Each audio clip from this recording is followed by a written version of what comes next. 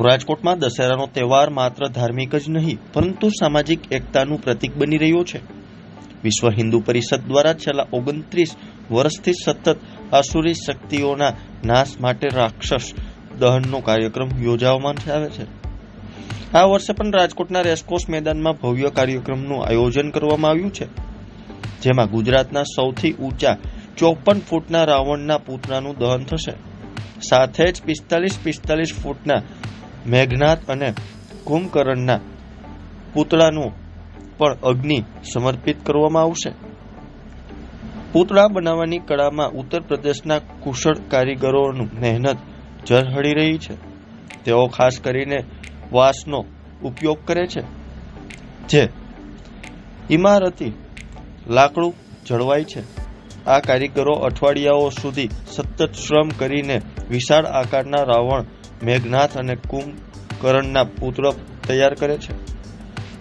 આ કાર્યક્રમ 2 ઓક્ટોબરના સાંજે 7 વાગ્યે રેસકોર્સ ગ્રાઉન્ડ ખાતે યોજાવાનો છે। હિન્દુ પરિષદ દ્વારા દશેરા મહોત્સવ સમિતિ નું છેલ્લા 28-29 વર્ષથી આ આયોજન થઈ રહ્યું છે। યુપીથી કારીગરો આવે છે અને રાવણ તૈયાર કરે છે અને છેલ્લા 1.5-2 મહિનાથી આ તૈયારીઓ ચાલી રહી હોય છે। પછી કાર્યક્રમને દિવસે ત્યારે શસ્ત્ર પૂજન અને આતશબાજીનો પણ કાર્યક્રમ હોય છે।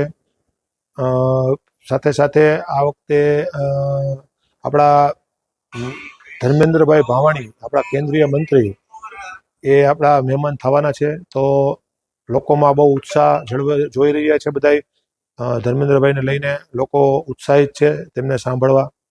આ વખતે કયા થીમને લઈને આયોજન કરવામાં આવ્યું? થીમ આ વખતે આપણે જાતિવાદ ના ભેદભાવ જે હિન્દુ સમાજમાં છે, અંદરો અંદર જે ઊંચ નીચના ભેદભાવો છે હિન્દુ સમાજમાં, એ ભેદભાવોનો નાશ થાય એના માટે આપણે જાતિવાદનું રાક્ષસ દહનનું આ વખતે થીમ આપણે રાખી છે, રાક્ષસ દહનની।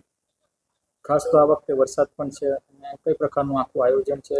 કોર્પોરેશન અને કોર્પોરેશન ફાયર વિભાગ, પોલીસ સાથે કઈ પ્રકારનું સંકલન, કેટલા સ્વયંસેવકો હાજર રહેશે પરિષદમાં? પોલીસ પ્રશાસન દર વખતે ખૂબ જ સારો સાથ સહકાર આપે છે। સાથે સાથે વિશ્વ હિન્દુ પરિષદના પણ 150-200 કાર્યકર્તાઓ તેમની સાથે જોડાયેલા હોય છે। બંને સાથે મળીને ખૂબ સરસ વ્યવસ્થા કરે છે। ખાસ તો ફાયરમાં પણ આરએમસીનો ખૂબ સાથ સહકાર હોય છે। આપણું આરએમસી વાળા ફાયર બ્રિગેડ ત્યાં હાજર જ રાખે છે અને સાથે સાથે 108 વાળા પણ ત્યાં એમ્બ્યુલન્સ હાજર જ રાખે છે। એટલે કોઈ પણ કંઈ પણ તકલીફ થાય, કોઈ પણ ઇમરજન્સી આવે તો બધા ખડે પગે હોય છે।